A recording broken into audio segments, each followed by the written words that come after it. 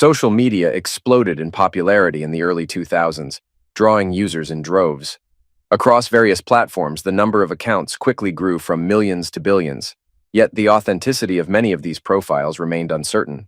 Despite their popularity, these platforms held no appeal for some of us. We just weren't tempted to check them out. However, my teenage daughter, Evelyn, was eager to get involved, and right after she turned 13, my wife, Sarah, allowed her to sign up. I had my reservations about it, but I trusted Sarah's judgment. She was a fantastic mom and usually made wise decisions. A few weeks later, during one of our dinners, Evelyn wondered if Sarah and I might be interested in joining too. "Sure, that sounds great," Sarah agreed cheerfully. "No thanks, I'll pass," I said, hoping that would close the topic. Yet Evelyn persisted, eager to convince us. "It's really fun, Dad. You get to see what your friends are up to, and there are all kinds of games you can play." "Sweetie, I already catch up with my friends face-to-face or over the phone. I don't need a website for that. Plus, we have plenty of games around here if I want to play," I countered. "But Dad, what about Aunt Linda? When did you last talk to her?" "Oh," I said, pausing, trying to recall when exactly. "I think it was a couple of weeks ago." "Did you hear she got a new car? About 6 weeks back? It's red and looks really cool. Beth, her cousin, will be getting Aunt Linda's old car when she gets her license in a few months." "You're friends with Aunt Linda on there? And she got a new car?" I was a bit surprised. I thought her old one wasn't that old. Sarah nodded, smirking at my surprise and expression, though part of my reaction was due to the unsettling thought of my niece driving on actual roads instead of just around their church parking lot. "Yeah," Evelyn replied, looking at me like I was crazy for not knowing. "Told you should join." Sarah and I discussed it that night.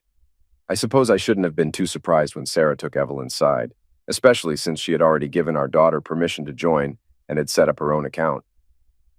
Sarah said to me, "She might be right. It could be a good way to stay connected with our relatives and some of our old high school and college friends." "I'm not sure I'd want to stay in touch with a lot of them," I grumbled. I already kept up with my close male friends. The situation with girls was quite different. In high school, most either treated me badly or viewed me as a younger, immature brother. College was no different. The vast majority of co-eds ignored me outright. However, there were exceptions in such a large environment, especially as I progressed through my education. I made several female friends during college and even had a couple of girlfriends during my junior and senior years.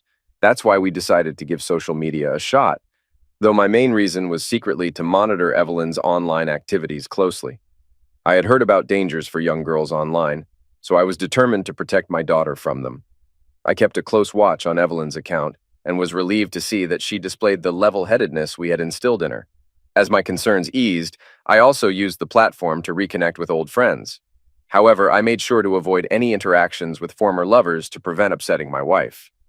There weren't many former lovers anyway. Besides a couple of chance encounters, they were all ex-girlfriends, except for one young lady from the building next door during my grad school days. Nowadays, she might be considered a friend with benefits, as we would hang out, drink wine, and occasionally get intimate. I figured it was okay to reminisce about old crushes as long as neither they nor Sarah knew about my previous feelings. I eventually reconnected with Maria, one of the few female friends I had from freshman and sophomore years. She was a close friend and also an unconscious crush of mine, but I made sure to keep our relationship strictly platonic. Based on past experiences, I knew trying to turn it romantic could ruin our friendship forever. So she inadvertently tugged at my heartstrings over time without realizing it. By the latter part of junior year, we naturally drifted apart as I began dating other girls more successfully. I didn't notice Maria's gradual distance until it was too late. Feeling we had never crossed any boundaries, I reached out to her as mature adults, sending a friendly note and a friend request, and eagerly awaited her response. When her reply came a few days later, I was taken aback. "Tom Jarrett, I'm sorry, but I don't recall ever knowing anyone by that name. You must have mistaken me for someone else." Knowing Maria's sense of humor from college, I initially thought she was joking. "Nice one, Maria. You almost had me there. How have you been?" But when I checked my computer next, her response was clear. "I'm serious. I really don't remember you. You must have the wrong person." That was a blow. We didn't hang out much in our senior year, but we shared a few classes freshman and sophomore years before she changed majors. Maybe she just wasn't reminiscing about our time together, so I tried to jog her memory. Remember the Delta Lamb party with Mark and Christy? You sprained your ankle and I carried you piggyback to your dorm. We iced your ankle and you promised me a back massage once you felt better. By the way, I never got to collect on that. A week later, she replied, "Sorry, you've mistaken me for someone else. I've never injured my ankle like that. And I wouldn't promise a back massage to anyone except a very close boyfriend. Please don't contact me again." That stung more than it should have. I molded over and decided that since she sent a final message, I deserved one too. I made it clear that it would be my last message and I wouldn't bother her again. After carefully crafting my response, I sent it. "Dear Maria, it's probably better that you don't remember me and that we won't reconnect. Truthfully, it would likely go against the agreement I have with my wife about avoiding past connections. Even though you were unaware of the crush I had on you, I remember it well. It would feel dishonest to my wife if she were to inquire about our friendship. Perhaps you're aware of this, which might explain your hesitation to say hello. Either way, I understand and won't reach out again. I sincerely wish you a lifetime of happiness and good health. Yours from afar, Tom." I included a photo from my college album showing us with friends at a party during our sophomore year. Despite any denials, it was undeniable proof of our past connection. After sending that final message, Maria never replied, and I kept my promise not to contact her again. I returned the photo album to the basement and resolved to be more cautious about reconnecting with anyone Sarah might object to. Despite my efforts, Sarah reconnected with an ex-lover during a business trip to Chicago, which led to the end of our marriage. The trust we had built over 17 years was shattered. Evelyn was heartbroken, but eventually accepted the situation, dividing her time between Sarah and me. It was heartening to see her grow into a smart, beautiful young woman with promising opportunities. While Evelyn primarily lived with Sarah, I gradually recovered from the shock of Sarah's infidelity. I sought a more mature approach to life and had a few girlfriends over the years, but realized that commitment was more suited to cling wrap than to relationships seeking a fresh start. About 7 years later, "Hello? Hey, Tom, it's Andy Reiner. How are you?" "Hi, Andy. Good to hear from you. I'm doing well. How about yourself?" Andy and I hadn't kept in touch much lately, but we exchanged cards and occasional notes during Christmas to catch up. "Never been better, my friend. Say, have you heard about our upcoming class reunion? 25 years, can you believe it? Gloria and I are thinking about going, but we want to see if any of our old buddies will be there. We don't want to end up at a table alone with strangers if none of our closer friends show up. You know how it goes?" "Yeah, I skipped our 20-year reunion for that exact reason," I confessed, although that wasn't the only reason. It was shortly after my divorce was finalized, and I wasn't keen on discussing it if I bumped into friends, let alone strangers. "Do you know who's confirmed to attend?" "Well, right now, besides Gloria and me, we've got confirmations from Mark Savone, Keith, and Gabby Schilling." He listed off about 10 or 12 people I was close with, including Mark, my best friend and best man, and 3 couples. Some were definite attendees, while others were still deciding. That was enough for me to make a decision by the time he finished. "Sounds like a great group, and I'm excited to catch up with everyone. Count me in as a yes. I'll go register right after we finish our call." The reunion is in October during homecoming, so we've got 3 months to go. Gloria and I are really looking forward to seeing you there. Please give her my regards, my friend. Talk to you again soon.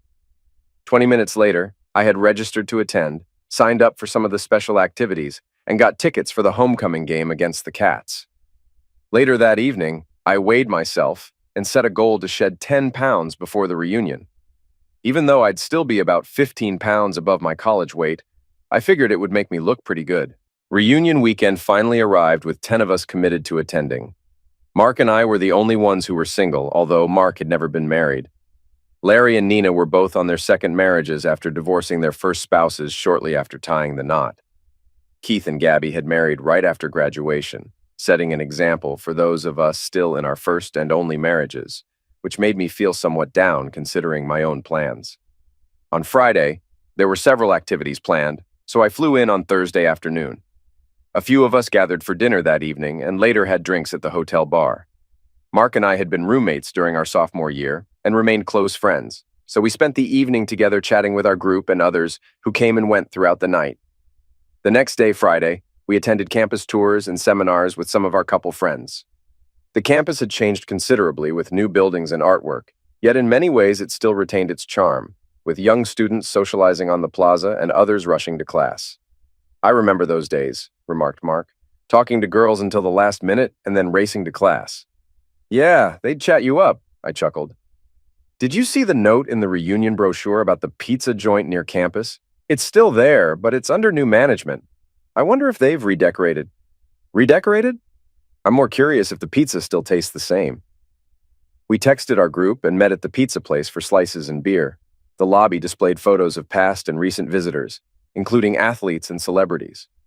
Unfortunately, half the reunion attendees had the same idea, resulting in a long wait. This allowed us to chat and unwind. Josh and Stephanie shared stories of their European tour after selling their company, while Gloria discussed her upcoming book. Mark excused himself when he spotted Jane Mealer, his old crush from freshman and sophomore years. They finally hit it off nearly 30 years later. After decent pizza, I attended afternoon activities alone. Mark and Jane were absent from dinner, making me smile at the thought of their reconnection. We enjoyed a nice meal and conversation, briefly paying attention to class leaders' speeches. They welcomed us, acknowledged guests, made fundraising appeals, and reflected on our class. By the second or third plea for funds, most of us tuned out, and the speakers eventually wrapped up, allowing the music to begin. I mingled around the ballroom, catching up with old friends. I danced with Gabby, who was tired after dancing with Keith, and then with Nina and Stephanie. Later, Gloria joined me on the dance floor, prompting Andy to jokingly send her my way. A slow dance began, and as I was about to escort Gloria back, she suggested we waltz with some space between us. While dancing, she asked how I was doing, mentioning that she and Andy had been concerned about me and wanted to ensure I was all right. I appreciated my friend's care, but honestly, answering truthfully was a bit disheartening. So I escorted Gloria back to our table, thanked her and Andy, then headed to the bar for a drink.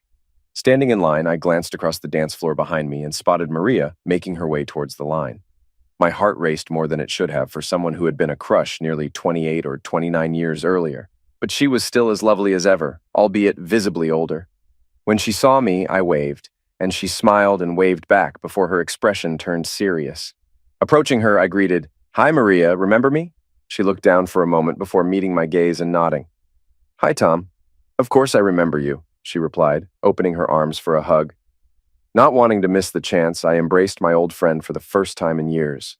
She felt comforting in my arms, and I rested my head against hers, taking in the scent of her hair. We held each other for several seconds before she squeezed tighter briefly and then relaxed. Taking the cue, I released the hug in return.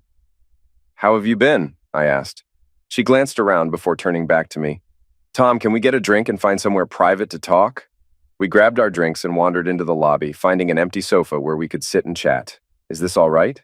"Sure, this works," she said with a smile. "It's so noisy in there that it's hard to gather my thoughts, and Tom, I owe you an apology and an explanation.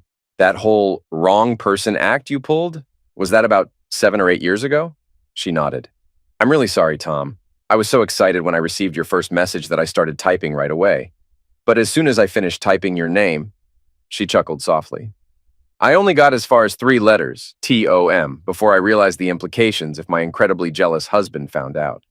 Delete, delete, delete. It hurt each time, and my heart ached continuously over the next couple of days until I finally replied saying you had the wrong person. That hurt even more. I'm sorry, Maria, and I'm sorry I kept pushing." I sighed. "Actually, later on, I wondered if you truly remembered, but didn't want to reconnect because of your marriage. I would have understood and let it go. I should have just admitted it, Tom, and said we couldn't be friends at that time, but I needed— what's that term? Plausible deniability? Yes, exactly. Plausible deniability in case Vince found out. We were going through a rough patch back then. Are things better between you two now?" She took a deep breath and shook her head slowly. "There's nothing between us now. We divorced 3 years ago, after our son started college. It's like we live in separate worlds. We hardly speak unless it's about something happening in Vinny's life. If he ever gets married, they might have to have 2 ceremonies so Vince and I can each attend one." Ouch, I'm sorry to hear that. Sarah and I don't communicate much these days either, but we still try to present a united front when it comes to Evelyn. She's a junior in college this year and is planning to pursue a career as a veterinarian. Maria, what's the matter?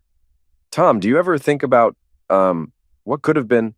Yeah, sometimes, but I try not to dwell too much on missed opportunities that never materialized.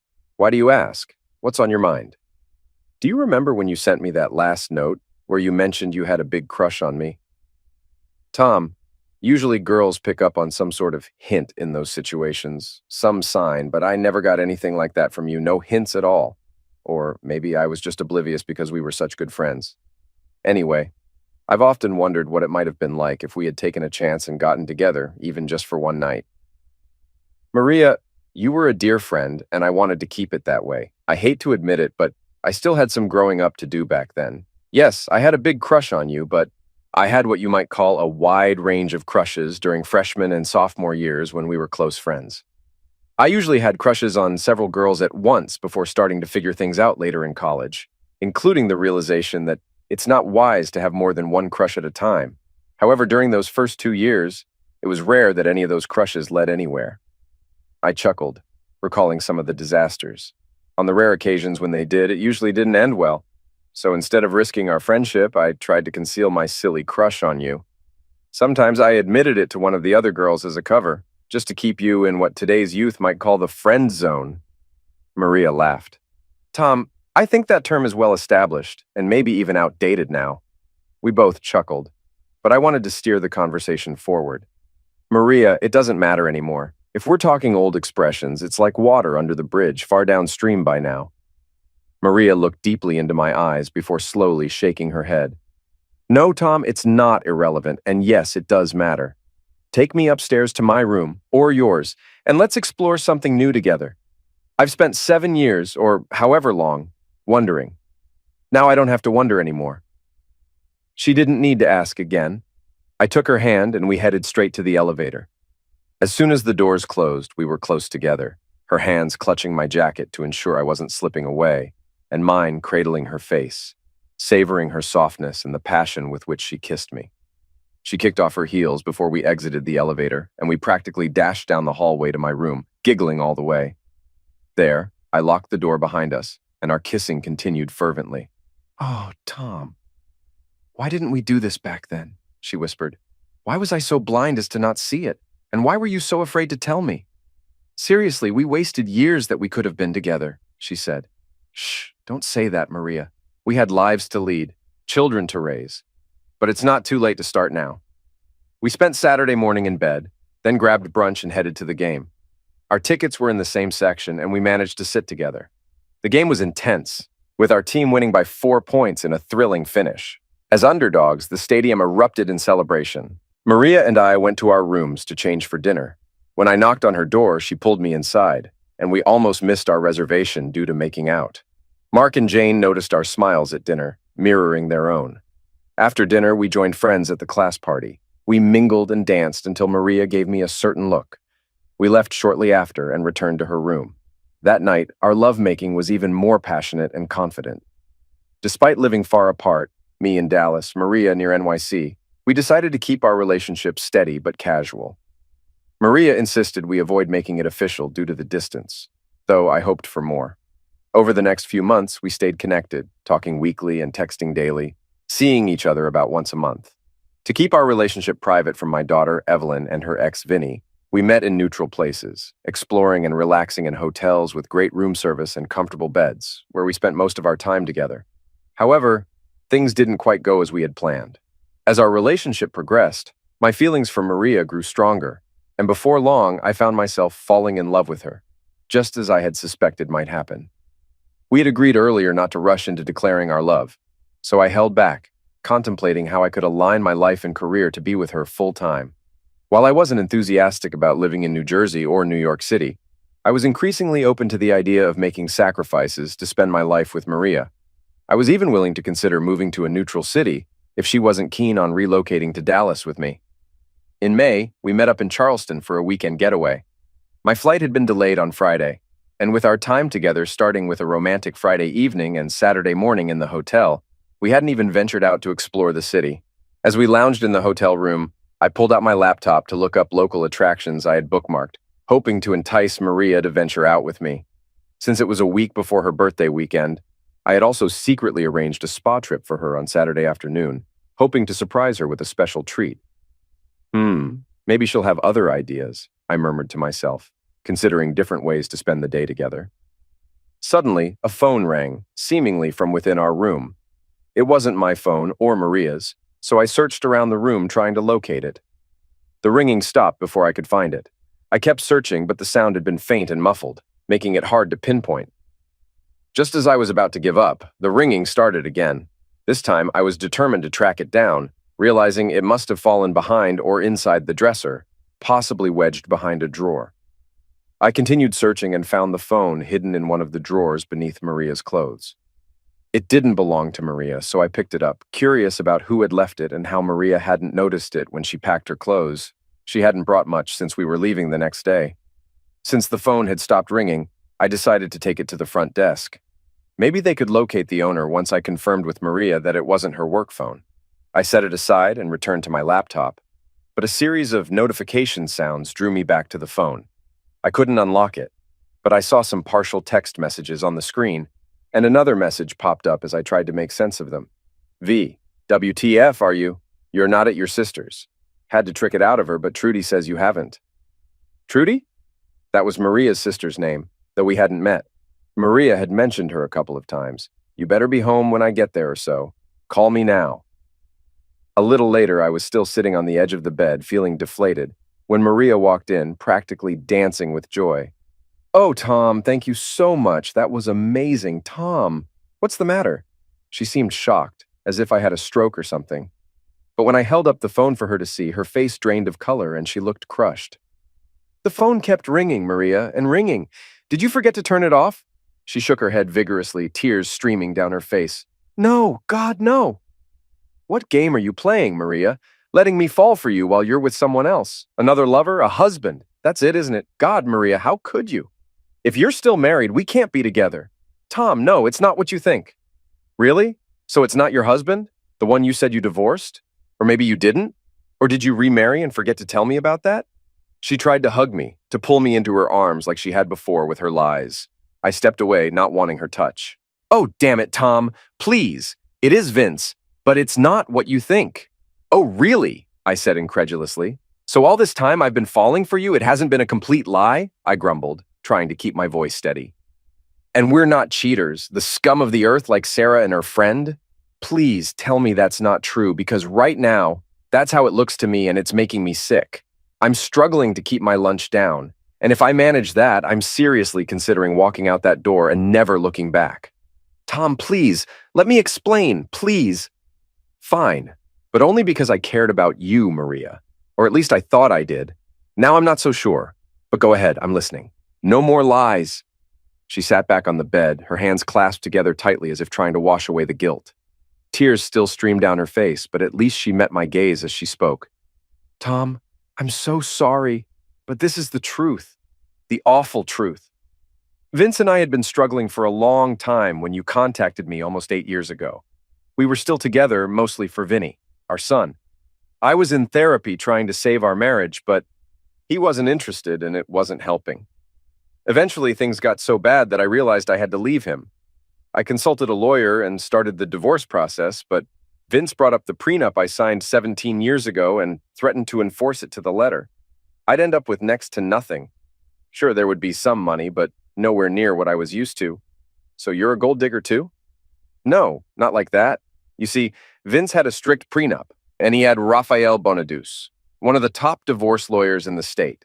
You know, those lawyers for rich people and celebrities who want to protect their wealth?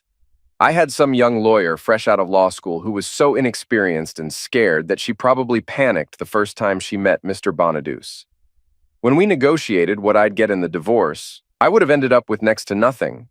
Vince would have been laughing all the way to the bank, and Mr. Bonadus was probably messing around with my young lawyer. Actually, given his reputation, I wouldn't be surprised if he was, even after our case was over. A damn gold digger, I repeated, convinced by her explanation. And it sounds like your lawyer was one too. Well, they say birds of a feather flock together. No! Vincent DePrimo is big in his family business. Car dealerships, rentals, insurance, real estate, you name it. Divorce doesn't look good to them. He agreed to let me have some freedom as long as I'm discreet about it and provide him with plausible deniability, and that I'm there to take care of his needs whenever he wants. I've been telling him I'm visiting my sister Trudy or going to a conference or something. While I'm away, it gives him the freedom to do, well, whatever he wants for the weekend, but I guess something came up this time. Yeah, probably his libido. Needed some attention, I'm guessing. She winced, her expression confirming it was likely true, and I swallowed hard to keep from throwing up right there. I'm really sorry, Tom. I still want to divorce him, but I just haven't had the resources or the backup plan I need to do it. I wanted to tell you, but I was afraid of how you'd react. My stomach settled, if only briefly, and I let out a frustrated sigh. Maria, you knew how I felt and that I'd react like this. Yet you kept it from me? What were you thinking? If you had been honest from the beginning, maybe we could have faced this together and figured something out. Now, I don't know. I'm so torn. I love you and I'm furious with you at the same damn time. I've got to go. Tom, please stay tonight. Let's talk this through. Please. Maria, I'm sorry, but as long as you're married, there's nothing to discuss. And honestly, even if you divorce him and come back to me, I don't know if there'll be anything left to say. I thought you were not just my lover, but my best friend too. But now you've shown me you're a cheater and a liar, and I don't know you like I thought I did. And I don't know if I can ever trust you again.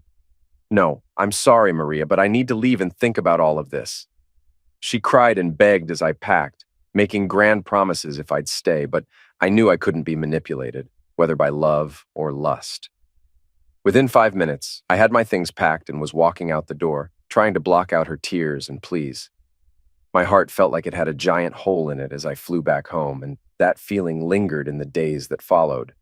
When Maria and I reunited at the reunion, after so many years, I knew there was a risk of falling in love with her right from the start. Even though I tried to be cautious and avoid it, especially given the distance between us, it was inevitable after spending that intense weekend together.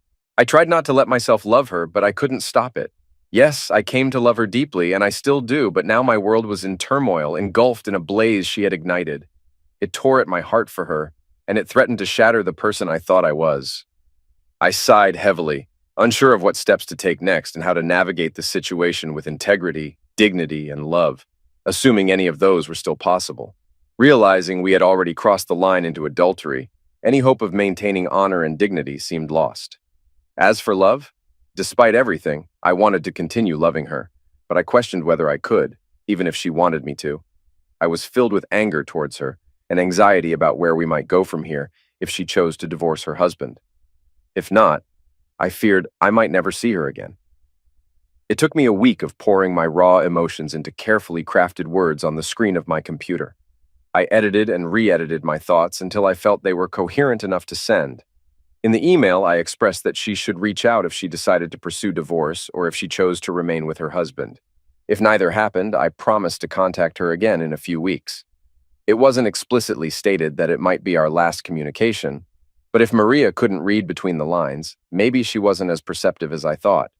Over the next few weeks, my job consumed me, not because it had to, but because it offered a distraction from the turmoil I felt over Maria and the guilt of compromising my moral compass. That changed one weekend in June when Evelyn came to visit. "Dad, I've missed you," Evelyn said as soon as she arrived. "You've seemed so distant lately. Even when we talk on the phone, it feels like your mind is elsewhere. What's been going on?" She hit the nail on the head. I hadn't intentionally neglected her, but the personal challenges I was facing had definitely affected my focus on her needs. "Sweetheart, your mom and I always tried to instill in you the importance of doing the right thing," I began cautiously. "But I have to admit, I recently made a mistake. I did something that wasn't right, and it may have hurt someone else." Evelyn nodded knowingly. "Dad, I'm 21 now. Remember last year when I was torn between two guys? Mom told me about her own mistake with you. You both shielded me from the truth back then, but Mom said I needed to hear it now so I could learn from her failure. Yes, that's exactly what she called it. And avoid making similar mistakes in my life. It was a tough lesson, but I made the right choice. You wouldn't deny me that opportunity to learn from your mistakes too, would you?"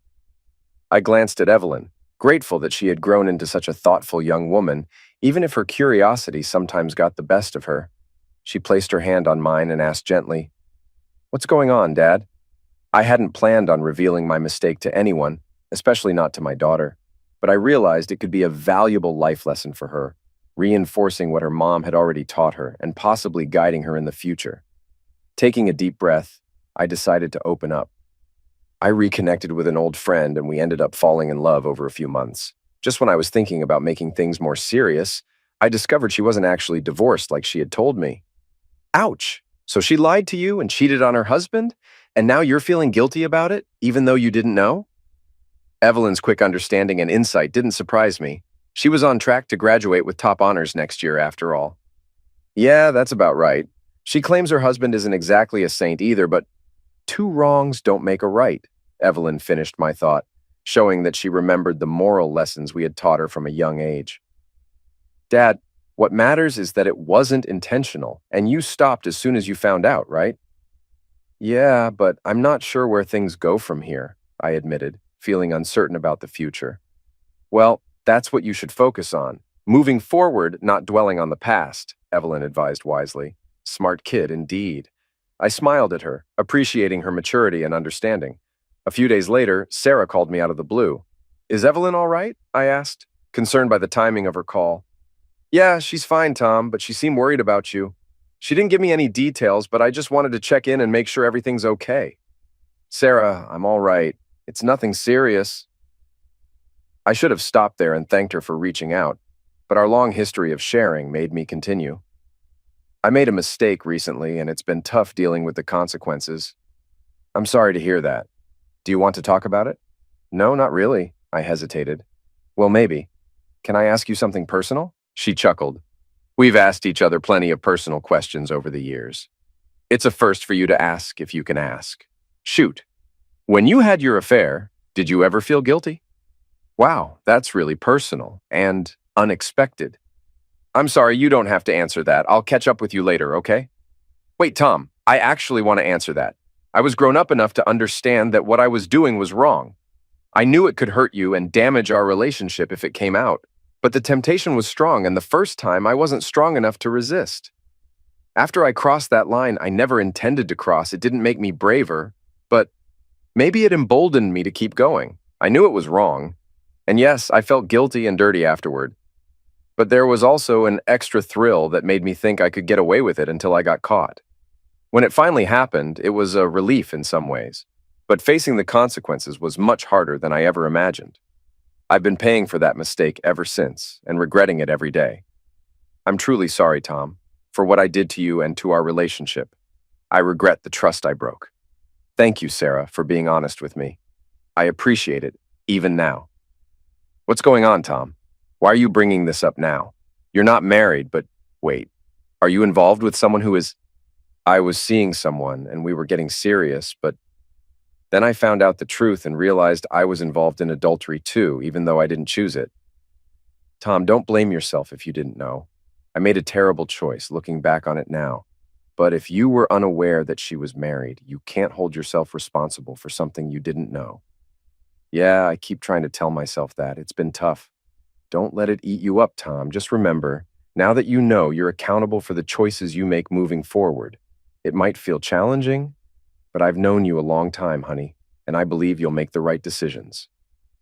The days went by with no word from Maria, so I began drafting a message, a farewell that would express my feelings.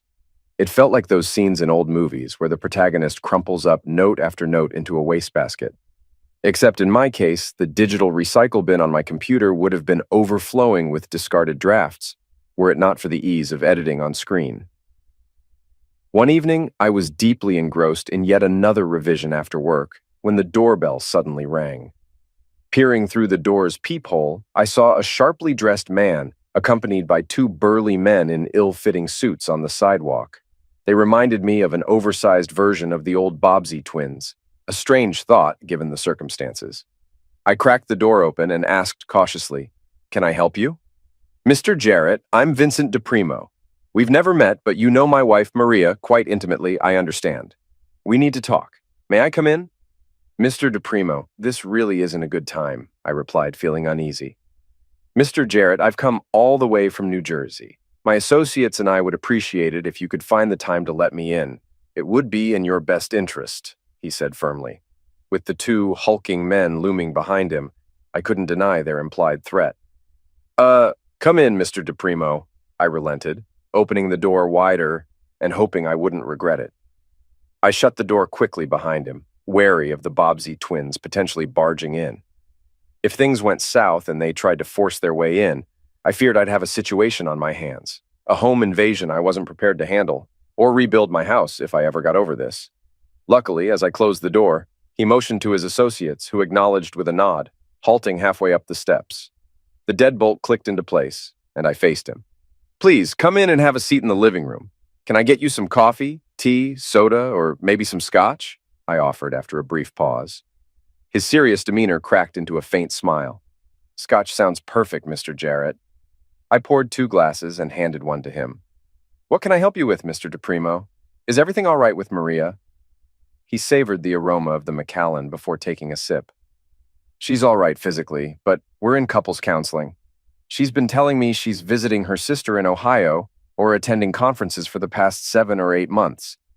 Except for a trip to Cleveland in April, I don't think she's been in Ohio or seen her sister Trudy except during Christmas." After another sip, he continued. "Which brings me to why I'm here, Mr. Jarrett. Did you ever sleep with my wife?" He stared into my eyes, seemingly knowing the truth. I remembered Maria's admission about plausible deniability and hoped she hadn't lied to me again. "Mr. DePrimo, Maria was an old and dear friend. I was mistaken about her marital status, but I assure you, I cared for her and would never betray her trust." I held his gaze, hoping he believed my sincerity. For me, my time with Maria was about love, not just physical pleasure. Vince DePrimo stared at me for what felt like an eternity before finishing his scotch in one gulp and placing the glass down firmly on the coffee table. "Good," he said firmly. "Now that's settled, there's one more thing. Maria is my wife, and despite our difficulties, I intend to keep it that way. I strongly advise you to stay away from her. If I hear of you two reconnecting or communicating, you won't like the outcome. However, if she goes through with a divorce and takes the financial hit we agreed on, then I won't care what you do with her. But consider if you want to invest your time in someone who has shown herself to be a liar and cheater. If she can cheat on me, her husband of 25 years and the father of her child, just think about what she might do to you." He stood up and added, "Thank you for your time, your attention, and the scotch. Goodbye, Mr. Jarrett. I hope our paths don't cross again for everyone's sake." After he left, I poured another glass of Macallan and locked the deadbolt. My heart raced as I reflected on the situation. Over the past 8 or 9 months, I developed strong feelings for Maria. But she had lied to me, omitting her husband from her life story. I grew to resent her for what she had done to me, to us, and to her husband. Despite her claims of his infidelity, Maria had shown herself to be deceitful and disloyal, just as Mr. DePrimo had warned. I couldn't be sure if her accusations against him were true or false. Whether he had cheated or not didn't change things. Even if he had, it didn't justify her lying and cheating. More importantly, it didn't give her the right to involve me in her deceitful behavior. I found myself caught in her tangled mess, but it wasn't by my choice. I'd grown to love Maria, but it wasn't the real her. It was the persona she presented. Once I accepted this, I knew what I needed to do. A few days later, an overnight package arrived at my office. Inside was a handwritten letter from Maria atop a stack of bound papers. "Dearest Tom, I deeply regret everything that has transpired. I'm taking steps to make things right so I can move forward and perhaps give our relationship a chance. Enclosed is the first part of the certified divorce petition to prove my sincerity. I never should have lied to you or used you. I'm truly sorry and vow never to deceive you again." She also shared her new address, phone number, and a private email address. Her heartfelt message brought tears to my eyes. After pondering all afternoon, aided by the rest of the bottle of Macallan, I sat down with my laptop that evening. I started typing her new email address but stopped. Despite Vincent DePrimo's warning, what I needed to convey couldn't be expressed through email or over the phone. I closed the email and opened my favorite travel app. A few days later, I took a chance and sent Maria a message through her new private email, hoping Vincent DePrimo wouldn't intercept it from my temporary email address that I'd likely never use again. We arranged to meet at a quiet cafe in Newark. When Maria arrived, she rushed over and tried to embrace me, saying, "Oh, Tom, I've missed you so much. I'm relieved you're here. You took so long to respond, I was really worried." I shook my head and gestured for her to sit down. "Maria, hold on, we need to talk." She sensed what was coming and pleaded with me, shaking her head. "Tom, please, don't do this, please." Her plea was painful, like being stabbed again, but I persisted with what needed to be said. "Maria, I loved you then, and I still do. But you played a dangerous game with your husband and with me, using both of us because you couldn't make a decisive choice. You tried to have us both, thinking maybe it was safe because of the distance between us. But I fell for you deeply, and I was willing to do anything, for you to come to me, or even for me to move here. But it all fell apart, as it was bound to when built on deception rather than honesty. I wanted to tell you, Tom, I really did, but it's too late for explanations, Maria. None of it matters now. You're finally getting the divorce you should have sought before getting involved with me. You've lost a man who once loved you, and now you've lost me too, the other guy who cared deeply for you. No, Tom, we can fix this. I promise. I'll do anything to make it work so we can be together. No, Maria, you played a dangerous game and we both ended up losing. She tried to argue again, but I raised my hand to stop her. No, Maria, it's not my decision anymore. You ensured that from the start. No matter how hard we try now, we can't undo the damage. There's no happy ending for us. I'm sorry, but this is goodbye. Her eyes pleaded with me to reconsider, but they saw my resolve and she slowly nodded in acceptance. I'm truly sorry, Tom. I wish I had been clearer-headed and made the right choices. I wasn't sure if clarity was her issue, but I agreed with her apology. Me too, Maria. Take care, and I hope you find happiness. Tears streamed down Maria's cheeks as I walked away, my own heartache hidden inside. Surprisingly, the plane had plenty of empty seats. Mine was near the back, with no one occupying either the window or middle seat to my left. I barely paid attention to the safety instructions. I had flown on the 737 so many times that I could have recited them myself.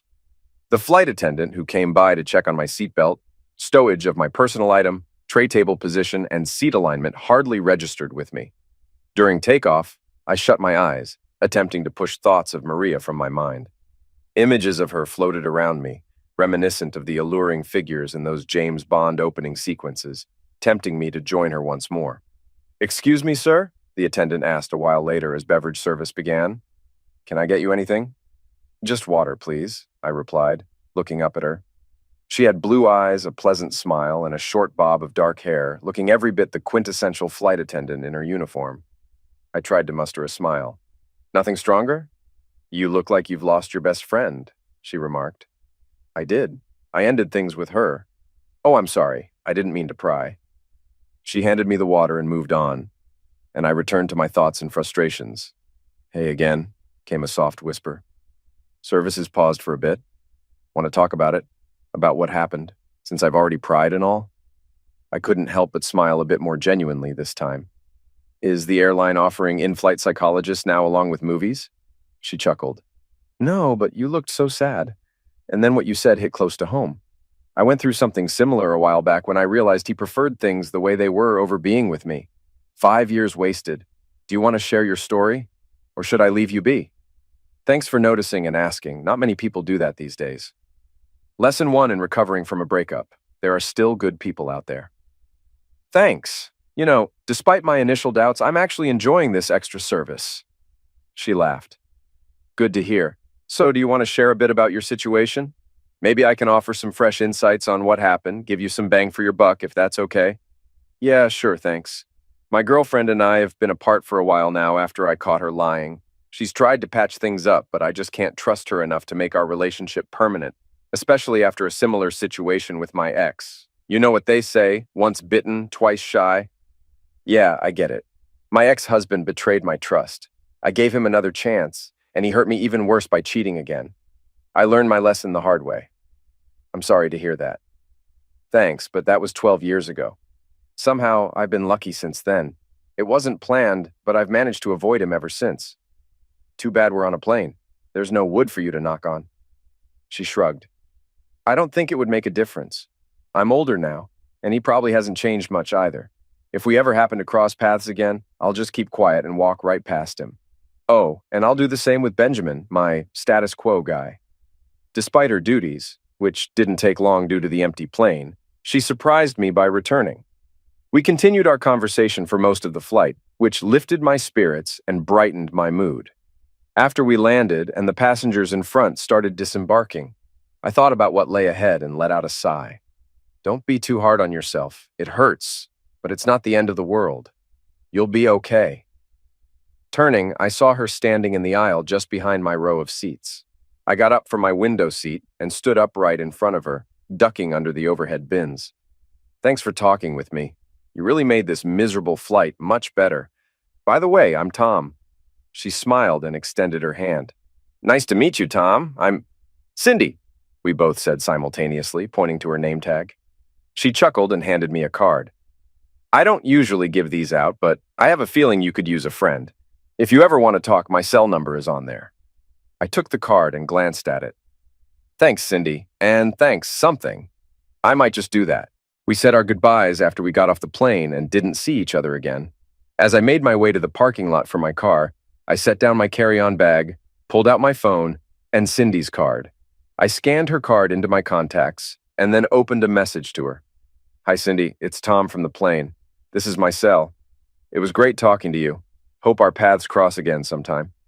I remembered Vincent DePrimo's ominous parting words, but they felt fitting now. It was too early and I was still hurting too much to say more. By sending this message, maybe Cindy would remember me if I ever reached out for real.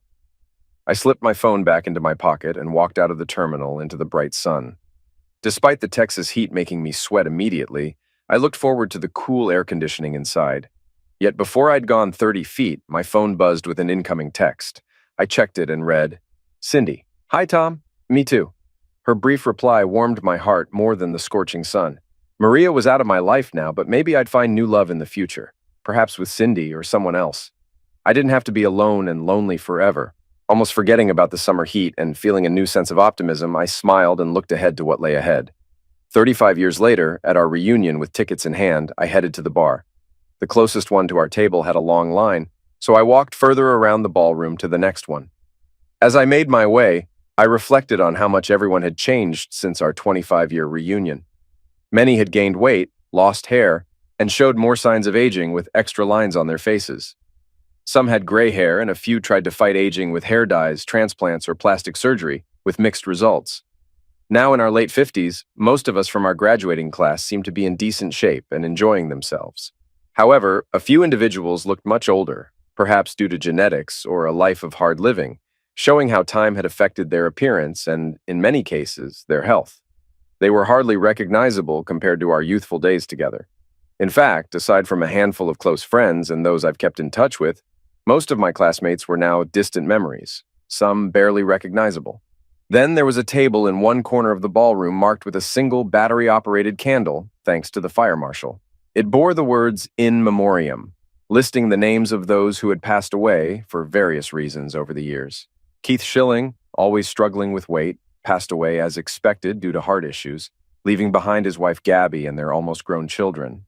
The deaths that hit hardest were Larry and Nina Kilgrove, who tragically died in a plane crash when their Piper lost power, leaving no safe place to land. Mark, Andy, and I had served as pallbearers at their funeral. Arriving at the next bar, I found only a few people in line ahead of me. I waited, scanning faces to see if I could recognize anyone before resorting to reading their name tags. Not spotting anyone familiar nearby, I turned back to the front as the line moved forward. The man at the bar seemed a bit tipsy, flirting with the young female bartender who looked much younger than my wife, Evelyn, now a mother of two with a third child on the way. With drinks in hand, the man turned towards me, and upon closer inspection, I realized I knew him but couldn't place him until I saw his name tag labeled Guest. "Mr. Jarrett, I wondered if we'd meet here," he said with a smile. "Mr. DePrimo, I'm surprised to see you," I replied. He grinned. "Why not? My wife, though she graduated a semester late, was one of your classmates, remember?" My heart raced at the mention of Maria. When we parted, she was divorcing him. Had something changed to bring them back together? Turning to shout, DePrimo called out, "Maria, get over here. Come see your old flame." No, I hadn't heard from Maria since I walked out of that small restaurant in New Jersey over 9 years ago. But here she was, approaching me. Her smile, always quick to appear, was absent as she came closer. She glanced at Vince DePrimo, who nodded before turning to me. "Hi, Tom. I was hoping I'd find you here." "Hi, Maria. I didn't see your name on the guest list, so I didn't expect you. How have you been?" "Tell you what, you two catch up. I'll be over at our table, watching." DePrimo nodded at me as if asserting his dominance, then exchanged a look with Maria before heading to their table a few spots back from the bar. Glancing over, I noticed he was watching me intently, like he was scrutinizing every move. Maria looked at me and hesitated. "I know what you're thinking. Why?" I nodded. "I wanted to leave him, but when you said goodbye, I had to make a tough decision. It seemed easier to stay and tolerate his indiscretions than to start fresh on my own. He treats me well most. A hand touched my elbow, interrupting us. Hey, Tom, I was wondering where you went, said Gabby. Oh, hi, Maria. I'm Gabby, from our class, she added, noticing Maria looking at her name tag. She slid her hand down my forearm and intertwined her fingers with mine. And Tom's wife, of course. Maria's expression as she glanced at Gabby and then at me was priceless, a mix of surprise and denial. She greeted Gabby briefly and then found a reason to leave. I watched her depart, briefly wondering about what might have been before refocusing on reality. And, I thought, reality was so much better. As Gabby and I ordered our drinks, I reflected on how fortunate I was and all that had transpired. After meeting Cindy on the flight, we dated for a while, proving that there are good people out there, even if they aren't always the right match. This realization helped me move forward in life. When Keith passed away about a year later, I supported a grieving Gabby with some of the arrangements and spoke at Keith's funeral. We remained friends over the years, with me checking in on her occasionally to offer support and listen to her frustrations. However, it wasn't until Larry and Nina's funeral, nearly 3 years later, and after Gabby had processed her grief, that we truly connected and started to build something deeper. Unexpectedly hitting it off, we married just over a year later. Returning to our table with friends, Gabby remarked, Maria doesn't look happy, does she? No, I don't think so, I agreed. She played a deceitful game and lost. Now she's serving her time until one of them passes away or they give up and move on. Since I doubt they'll ever give up, I bet they'll both live into their 90s just out of spite to deny each other the satisfaction. Play stupid games, win stupid prizes, Gabby chuckled, quoting a saying. Or in this case, wicked games, as you said. Speaking of games, want to take a break for a bit? I've got an idea for a game we can play upstairs that might take your mind off her and everything else. We dropped off Mark and Jane's drinks at the table and told them we were going for a walk, though from their look at each other, I knew they didn't buy it. As we walked away, Gabby leaned in and whispered, We've given them an idea. They'll be right behind us, 5 minutes tops. Chuckling, I agreed, saying, Let's pick up the pace so they don't catch us. We retraced our steps from the conference center to the hotel. Barely getting the door to our room closed, Gabby was all over me, showing me how much she loved me, and that dwelling on the past was a waste of time. Our clothes were off in moments, slipping off between kisses and gentle touches, and then we were in bed, eager for each other. Gabby climbed on top of me, pressing close as we moved together. With tender kisses, she brought us even closer, focusing only on us and nothing else in the world. Together, we reached the peak of pleasure, Gabby letting out a wonderful moan, and me a prolonged, satisfied groan, giving our all to each other before she settled gently on me, my arms wrapped around her, holding her close. I love you, Tom, she whispered, breathless. I love you too, sweetheart. We lay there catching our breath for a few minutes before I asked about heading back to our class party. Gabby shook her head. I'd be up for staying right here all night if you want. Instead of heading back down to the party, we'll see everyone in our group at breakfast tomorrow anyway. I think you're onto something, I replied, thinking about Vincent DePrimo. Yeah, we've probably bumped into enough people for one day. The only person I'm interested in seeing again tonight is you. So, if you're ready, let's work on uncrossing these. Gabby giggled, and we both smiled. Honestly, I'm not sure who had the bigger smile, but at that moment, I decided I was willing to stay up all night if necessary to find out.